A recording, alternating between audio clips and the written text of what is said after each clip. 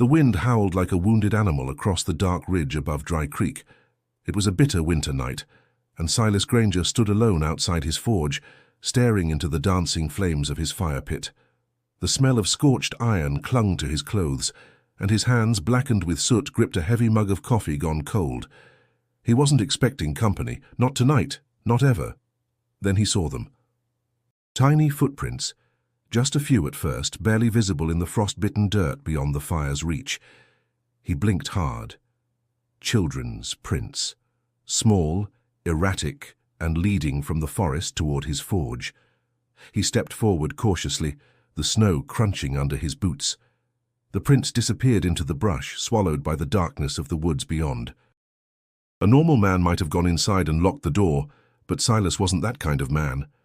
Grabbing his lantern, he lit the wick with a hiss and headed into the trees, each step tightening the knot in his gut. What kind of child wandered the wild at this hour? Before we find out what emerged from the forest, make sure to subscribe for more incredible stories from the Old West. The wind stung his cheeks as he pushed deeper into the woods. The light flickered across trunks and frozen undergrowth. Then, movement, a rustle, a whisper, a small gasp. Silas froze. "Who's there?" he called out. No answer. He turned slowly and caught a glimpse. Bare feet, a thin arm, wide frightened eyes. 4 shapes emerged from the shadows, crawling from behind a rock. Children. Thin, filthy, shivering. Not a word from any of them. The tallest, a boy of maybe 12, stood protectively in front of the others. His face was streaked with dirt, and his eyes, sunken and wary, locked onto Silas. Behind him, a girl with tangled hair clutched a little one, no more than 3, bundled in rags. The smallest child's lips were blue. "Lord above," Silas whispered. "What happened to you?" The boy didn't answer. He just shook his head slowly, like words were too dangerous. Silas glanced back toward the glow of the forge. The cold would kill them if he left them here. "You hungry?" he asked softly, crouching to meet their gaze. Still nothing. He sighed. "I got stew and blankets." "You all look like you haven't seen a warm fire in days." The younger girl looked at the boy, who finally gave the slightest nod. Silas turned and led the way. After a moment, they followed, bare feet on frozen ground, silent as ghosts. As they entered the forge's warm light, Silas knew only one thing for sure. This night was not going to be like any other. The forge smelled of oil and ash, but it was warm. The children clustered near the hearth without a word, eyes darting, limbs trembling. Silas stirred the pot hanging over the coals, rabbit stew, seasoned with salt and desperation. It wasn't much, but it would fill their bellies. He ladled the broth into 4 tin bowls and placed them gently on the bench. The eldest boy didn't move. He stared at Silas with a mix of suspicion and exhaustion. Only when the littlest one whimpered did he shift forward, cautiously, picking up the nearest bowl and handing it to her. The other 2 followed his lead. They ate in silence, slurping, chewing, staring. No one spoke. Silas sat across from them, watching, thinking. They were wild as feral cats, scared and cold, and clearly used to taking care of themselves. He couldn't make sense of it. No one had mentioned missing children. No wagons had passed through in weeks. Where had they come from? "What's your name?" he asked quietly, looking at the oldest. The boy's spoon paused mid-air. A beat passed before he muttered, "Eli." Silas nodded. "That your sister?" Eli's eyes narrowed. "All of 'em." The middle girl looked up. "I'm Nora." Her voice was clear but shaky. She had deep eyes and a sharpness to her face, like she'd seen too much, too young. The boy beside her glanced at her before speaking. "Tommy." He looked 6, maybe 7. He clutched a scrap of cloth like it was armor. The smallest girl didn't say a word. She sat on Eli's lap now, eyes half closed, stew untouched. "She don't talk," Eli said, noticing Silas's gaze. "Her name's Rosie." Silas reached for a clean cloth, wet it in the basin, and handed it to Eli. "She looks feverish. Let me help." But Eli snatched it and did it himself, dabbing her forehead, guarding her like a wounded fox. "She's fine," he said flatly. Silas didn't argue. The fire popped, casting shadows on the walls. Outside, the wind had calmed, but the stillness only deepened the tension inside the forge. "You got people looking for you?" Silas asked gently. Eli's jaw tightened. Nora looked away. Tommy shrank into his coat. Silas exhaled through his nose. "Didn't think so." He leaned back in his chair, feeling the weight settle in his bones. He hadn't asked for this. His life was iron and sweat, not children with haunted eyes. But the room felt different now, full, not just with bodies, but with something more, a responsibility he hadn't chosen. He looked at Rosie again. She was watching him now, her face unreadable but her eyes steady. No, he hadn't asked for it, but maybe, just maybe, he'd been waiting for it all along. Morning crept in slow, grey and bitter. Silas hadn't slept much. The children were curled up near the forge, wrapped in old quilts and burlap sacks. Rosie's breathing was shallow, her cheeks flushed. Nora had barely left her side. Silas felt helpless. He knew iron and flame, not fevers and frailty. He found a tin of dried willow bark and boiled it in water, something his late wife used when the winter coughs came through. Nora took it without hesitation, gently spooning the bitter liquid into Rosie's mouth. "She's hot," Nora whispered. "Too hot." "I know," Silas said softly. "We'll do what we can." Eli was already up, pacing near the door, arms crossed, eyes sharp. He hadn't said much since the night before, but every motion screamed vigilance. He didn't trust this place or this man. Silas noticed. "You think I'm going to turn you in?" he asked. Eli didn't answer, just stared at the window like something might come through it. Outside, the streets of Dry Creek stirred to life. Smoke curled from chimneys. Boots clicked on wood planks. A few men walked past the blacksmith shop and slowed when they noticed shadows inside. One of them, Harlan McKee, the butcher, stopped outright. "You got company, Granger?" he called. Silas didn't respond, just shut the door and drew the bolt. Word would spread. That's how Dry Creek worked, quick to judge, slow to forget. He wasn't sure how long he could keep the kids hidden, not unless he wanted to start lying. And he hated lying. Later, he returned from the shed with food, half a loaf of bread, some pickled beets, and a wedge of cheese. As he handed it out, Eli stepped closer to the forge, eyeing the tools. "What's that?" he asked. Silas blinked. "Which one?" "That." Eli pointed to the hammer resting on the anvil. Silas picked it up. "This here, it's a cross-peen for shaping metal." Eli nodded, quietly absorbing the weight of the word. "You work iron?" Silas asked, watching him. Eli shrugged. "I watch." That was all he said, but it was something. A sliver of interest. Later, while Tommy napped and Nora tended to Rosie, Silas noticed Eli fingering a pair of tongs on the bench, not stealing, just feeling. Measuring. There was fire in that boy. Not just fear, but something stronger beneath it. And Silas, for the first time in years, felt a pull, not of duty, but of purpose. He didn't say anything, just kept working. Let the rhythm of the forge speak for them both. Then, out of the corner of his eye, he saw a figure outside, Harlan again, whispering to a woman from the general store. They were pointing toward the forge. By the third day, Rosie was breathing easier, though the fever hadn't broken completely. Nora stayed beside her, barely sleeping, barely eating. Silas made sure she drank water and kept warm, but the girl refused to rest. "She cries when I leave," Nora said simply. Eli watched everything. Every move Silas made, every glance at the door. He still didn't trust him, but he wasn't running either. That Silas took as progress. While cutting firewood outside the forge, Silas returned to find Tommy holding a scrap of charcoal, drawing shapes on the workbench. Circles, animals, trees. Among them, something caught Silas's eye. A house on fire with 4 stick figures running from it. He knelt beside the boy. "Tommy," he said gently, "what's that picture?"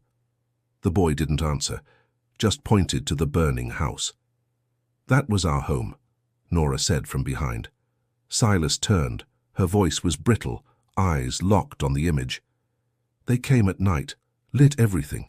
We were sleeping. Mama screamed. Papa grabbed the rifle, told us to run. Eli carried Rosie. I pulled Tommy. Silas's heart tightened. They took Mama. Shot Papa. We ran into the woods and kept running. Eli's jaw clenched. He didn't speak, but the way he held Rosie confirmed every word. Silas said nothing. There wasn't anything to say. Nora added, "We followed the river, ate berries, found rainwater. Then we saw your fire."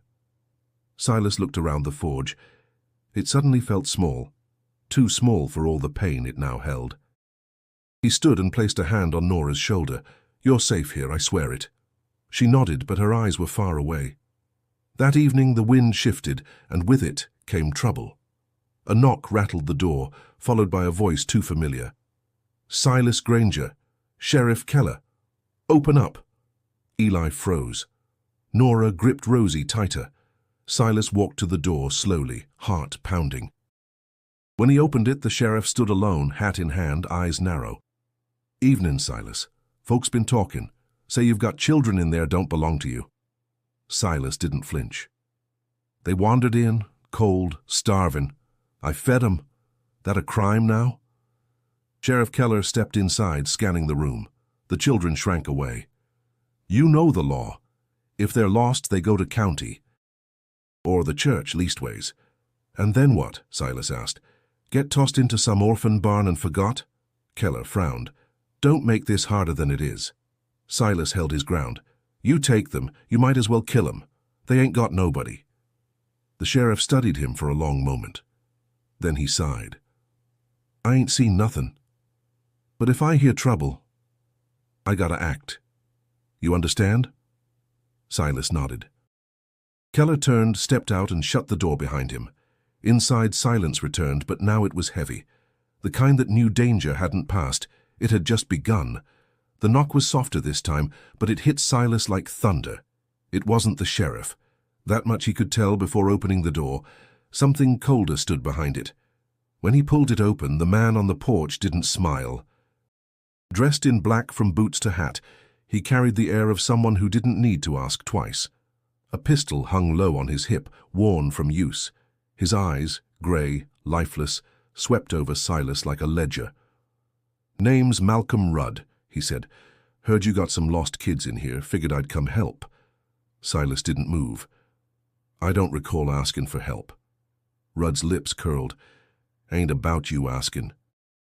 I've got papers, signed by a judge in Laredo. Children belong to me now." Silas blinked. "That so? Strange. They didn't mention you." "They wouldn't. Been looking for 'em weeks. Poor things. Belong to my brother. Him and his wife passed recently. I aim to take 'em back home." Behind Silas, Eli stood just out of sight. At the mention of the word brother, his face darkened. "They ain't yours," Silas said evenly. Rudd raised an eyebrow. "You sure you want to make this your business?" "I don't see any lawmen with you." Rudd pulled a folded paper from his coat and handed it over. The seal was real. The judge's signature, too. But something in Silas's gut twisted. "These signatures, how'd you come by 'em?" "Right channels," Rudd said. "Like I said." "Legal." Silas didn't believe a word of it. Inside, Rosie whimpered. The sound made Rudd tilt his head. He tried to peer past Silas's shoulder. "Easy now," Silas warned. "You so much as step inside, I'll consider it trespass." Rudd smirked. "You think you can stop me?" Silas met his eyes. "Try me." For a long moment neither moved. Then Rudd chuckled, stepping back. "No rush. I'll let you think it over. One day, maybe two. After that I come with force." He tipped his hat, turned, and disappeared down the street. When Silas closed the door, Eli spoke for the first time in hours. He was there. Silas turned. "He was one of the men that night," Eli said. "He's the one who lit the fire." Silas's fists clenched. "You sure?" "I'll never forget his face." Silas stared into the dying light of the forge, rage bubbling beneath his skin. Papers or not, Rudd was no guardian. He was a butcher, come to finish the job. The law wouldn't protect them, not out here. If Silas meant to keep the children safe, he'd have to do it himself, and he'd have to start now. That night, Long after the forge went dark, Silas sat alone by the embers, staring at the fading coals. The children slept in the back room, but sleep didn't come for him. Not with that man's face burned into his memory. Malcolm Rudd, a name that stank of rot and smoke. He hadn't told the children, but he recognized Rudd too. Years ago, before the war, Rudd rode with men who settled debts in blood. Silas had seen the aftermath in scorched towns and graves without names, but the war, that had changed everything, or so Silas thought. He reached for the small leather box tucked beneath the hearthstone. Inside was a photograph, faded, worn at the edges. A young girl with braids, his daughter Clara, smiling. That was before the fever took her, before his wife followed, heartbroken. That loss had hollowed him out, left him drifting from town to town until he found purpose in iron. Now fate had dumped 4 broken souls at his doorstep. He heard footsteps behind him. Eli. "You don't sleep much," the boy said. "Neither do you." Eli sat beside him, close enough to share the heat. "Why are you helping us?" Silas stared into the coals. "I buried my girl 10 years ago. She was your age, maybe younger. Didn't get the chance to protect her. Maybe this is my chance to make that right." Eli didn't speak, but the tension in his shoulders softened. The next morning, Silas called the boy out to the forge. "You ever used a hammer?" Eli shrugged. "Only to fix a fence." "That's a start." He handed him a small hammer, light enough for his arms. "We'll go slow. Metal don't forgive mistakes." They worked in silence. Silas showed him how to hold the tongs, where to strike, how to listen for the ring. Eli caught on quick, his hands unsure but his focus unshakable. By midday he shaped his first nail. Nora watched from the door, fascinated. Silas beckoned her over. "You got hands for detail. Want to try?" She nodded, wide-eyed. Inside the town, however, rumors thickened. Harlan McKee told the saloon that Silas was harboring fugitives. Miss Della from the post office claimed the children matched a wanted notice she'd heard about. By sundown, folks were whispering in groups, their stares growing colder. Then it happened. One of Rudd's men, greasy, loud, rode through town and lit a barn on fire. Not Silas's, but close enough to make the message clear. He didn't stay to explain, just laughed and rode off. Sheriff Keller arrived at the scene, jaw clenched, eyes scanning the smoke. He looked toward Silas's forge. The message had been sent. Silas didn't need anyone to tell him what came next. The wind carried the scent of scorched timber through Dry Creek, a bitter reminder of the warning Rudd had left behind. Silas didn't wait for the next move. He barricaded the windows, reinforced the doors, and showed Eli where the coals were hottest and where a hammer could break more than just metal. That night came too quickly. The forge lay in darkness, silent but for the slow crackle of the embers. Nora sat with Rosie in the corner, whispering lullabies. Tommy clutched a horseshoe like it was a talisman. Eli stood by the workbench, fists clenched, eyes locked on the door. Then a creak. Boots on gravel. Low voices. Silas motioned with 2 fingers. Nora grabbed Rosie and ducked behind the forge wall. Tommy crawled into the coal bin. Eli didn't move. Silas hissed, "Get back." "I'm staying," Eli whispered. No time to argue. The door burst open. 2 shadows rushed in, guns drawn, eyes searching. Rudd wasn't with them, just his men. One kicked over a crate, the other stalked toward the workbench. Silas stepped from the shadows with the bellows rod raised. The first man turned, too slow. Crack. The rod slammed into his shoulder, sending him crashing into the anvil. The second man lunged at Silas, but from the side, Eli moved. He grabbed the bucket of glowing coals and flung it. Sparks exploded in the dark. The man screamed, stumbling backward, clawing at his chest. Nora ran forward, eyes locked on a lantern hanging near the wall. She grabbed it, smashed it at the man's feet. Fire roared to life, cutting off their escape route. Silas grabbed Eli's arm and pulled him back as flames licked up the wall. "Out the back!" he shouted. The injured man groaned, crawling toward the doorway. They burst through the rear hatch, coughing smoke, the night air biting against their skin. Rosie sobbed in Nora's arms, but they were alive. Inside, the fire spread fast, catching on the dry timber shelves. Silas cursed under his breath. He looked back once, his forge, his life's work, swallowed by fire. But the children were whole. That was what mattered now. They ran into the dark alley between the smithy and the tannery, hiding behind barrels until the town stirred. Bells rang, boots stamped, voices shouted. Sheriff Keller arrived minutes later, finding the blaze and 2 charred men groaning on the floor. "Who did this?" he asked. One managed to wheeze, "Granger, and the brats." But Silas was gone.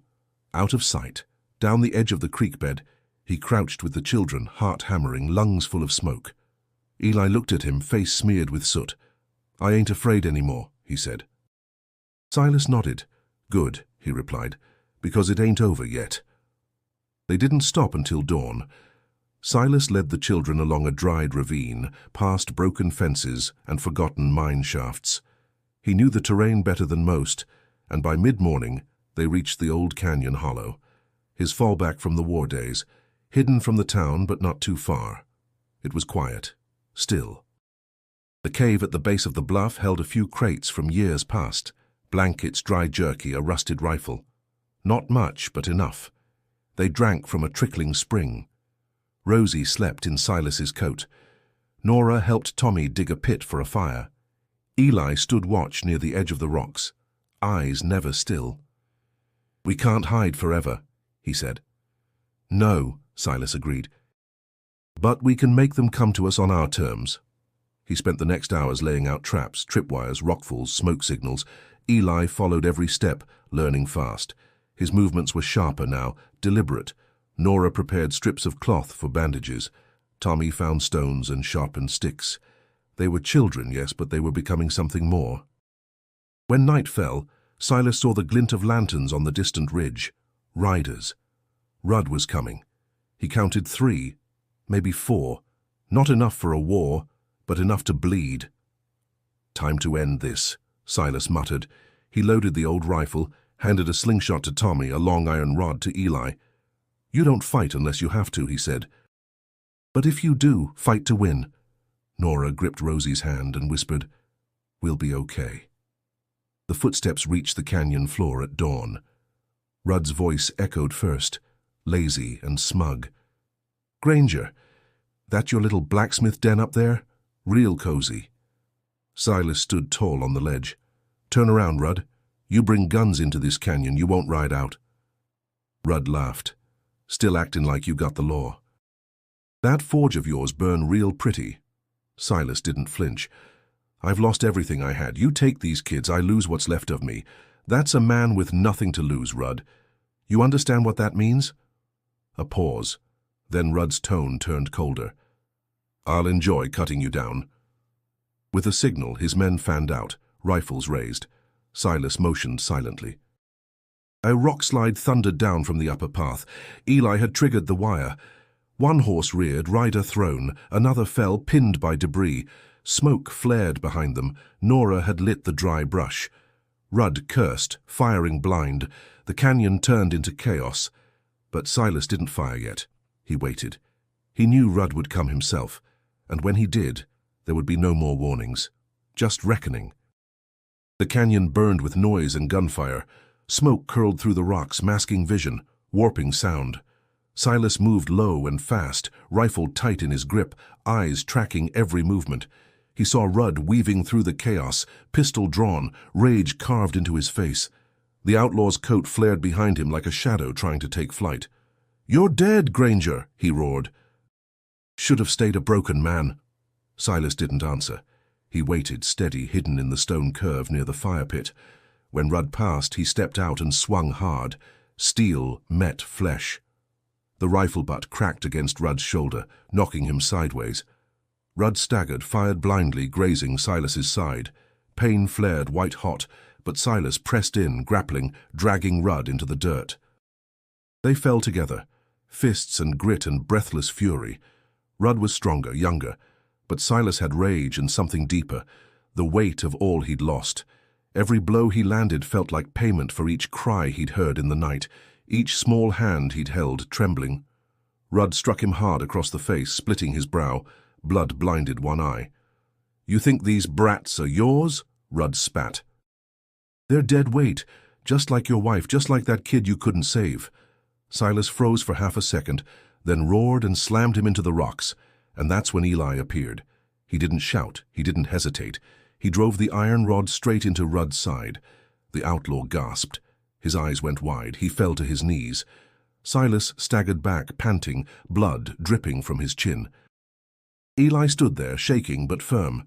"You don't get to hurt us again," he said. Then footsteps. Sheriff Keller, pistol raised, deputies behind him. "Drop it!" the sheriff barked, eyes scanning the wreckage. Rudd's remaining men were disarmed, tied down by smoke and stone. One groaned in pain, pinned under rubble. Another had fled into the hills. Keller saw Silas bruised and bleeding. Then his gaze moved to the children. Nora cradled Rosie. Tommy held Nora's hand tight. "You planned this?" Keller asked. "No," Silas said, breath ragged. "We survived it." The sheriff looked down at Rudd, coughing blood. "We've had our share of lawless men," Keller muttered. "Never thought one would come with court papers." He holstered his pistol. "Looks like justice found him first." Eli lowered the rod. His hands were red. His eyes were dry. Rosie peeked over Nora's shoulder. Her lips moved, soft as ash. "Pa," she whispered. Silas turned. He blinked once, staggered slightly, then fell to his knees. He didn't cry, he just opened his arms. She ran to him, the canyon held its breath, and the fire at last went quiet. Dry Creek woke to quiet skies and the smell of healing earth. The canyon had gone still, and by mid-morning the sheriff's men rode back into town with 2 prisoners and a body draped over a horse. People stared, whispered, but no one spoke against Silas.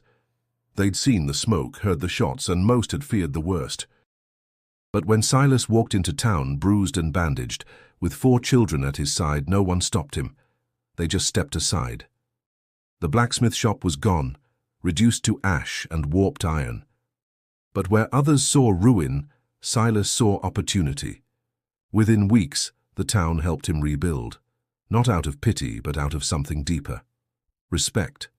Nora and Tommy helped lay the new foundation. Eli shaped the first horseshoe in the fresh forge. Rosie sat in Silas's lap, watching the sparks fly. The new sign read Granger and Sons, though none of them bore his name by blood. They bore it by choice. At the courthouse, Silas stood before the judge, hand firm on a Bible. "I ain't asking for charity," he said. "I'm asking for a chance. They're mine. They saved me more than I saved them." The papers were signed without protest. Eli became his apprentice. Nora ran the books and ordered supplies. Tommy fed the bellows. Rosie began to speak more. Small words, quiet and clear. Dry Creek changed too. The townsfolk grew softer with them, curious, even protective. A town that once whispered suspicion now offered warm bread and free milk. One morning, as the sun rose over the ridge, Silas watched the children run through the frost, chasing each other with laughter.